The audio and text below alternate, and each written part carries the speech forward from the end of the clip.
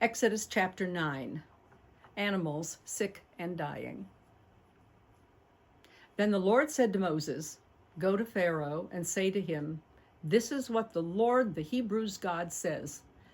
Let my people go so that they can worship me. If you refuse to let them go and you continue to hold them back, the Lord will send a very deadly disease on your livestock in the field, on horses, donkeys, camels, cattle, and flocks. But the Lord will distinguish Israel's livestock from Egypt's livestock, so that not one that belongs to the Israelites will die.' The Lord set a time and said, 'Tomorrow the Lord will do this in the land.' And the next day the Lord did it. All of the Egyptian livestock died, but not one animal that belonged to the Israelites died. Pharaoh asked around and found out that not one of Israel's livestock had died. But Pharaoh was stubborn, and he would not let the people go. Skin sores and blisters.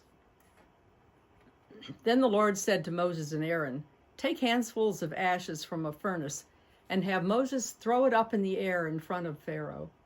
The ashes will turn to soot over the whole land of Egypt, and it will cause skin sores that will break out in blisters on people and animals in the whole land of Egypt.' So they took ashes from the furnace and they stood in front of Pharaoh. Moses threw the ash up in the air, and it caused skin sores and blisters to break out on people and animals. The religious experts couldn't stand up to Moses because of the skin sores, but because there were skin sores on the religious experts as well as all the Egyptians. But the Lord made Pharaoh stubborn, and Pharaoh wouldn't listen to them, just as the Lord said to Moses. Hail and thunder.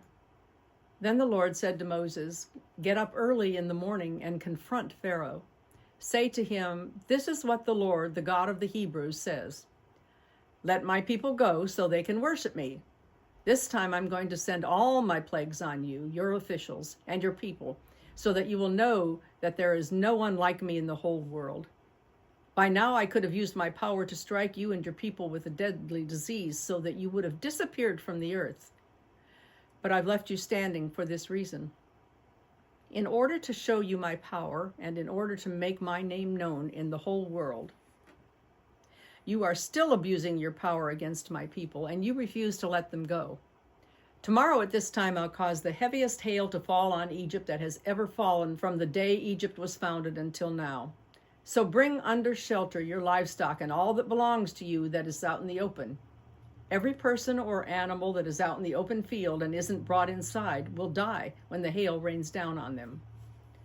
Some of Pharaoh's officials who took the Lord's word seriously rushed to bring their servants and livestock inside for shelter. Others who didn't take the Lord's word to heart left their servants and livestock out in the open field.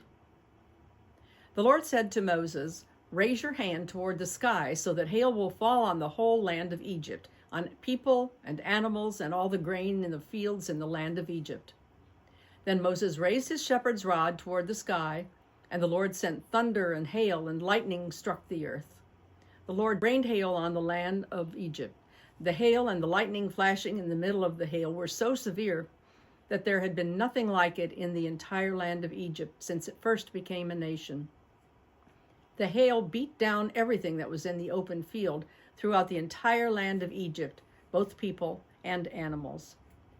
The hail also beat down all the grain in the fields, and it shattered every tree out in the field. The only place where hail didn't fall was in the land of Goshen, where the Israelites lived. Then Pharaoh sent for Moses and Aaron and said to them, 'This time I've sinned. The Lord is right, and I and my people are wrong. Pray to the Lord. Enough of God's thunder and hail. I'm going to let you go. You don't need to stay here any longer.' Moses said to him, 'As soon as I've left the city, I'll spread out my hands to the Lord. Then the thunder and the hail will stop and won't return, so that you will know that the earth belongs to the Lord. But I know that you and your officials still don't take the Lord God seriously.'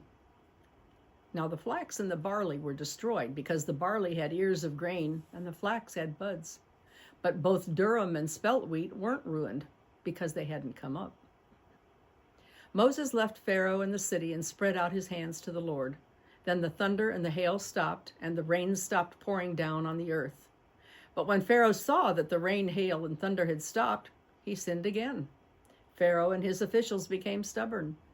Because of his stubbornness, Pharaoh refused to let the Israelites go, just as the Lord had told Moses.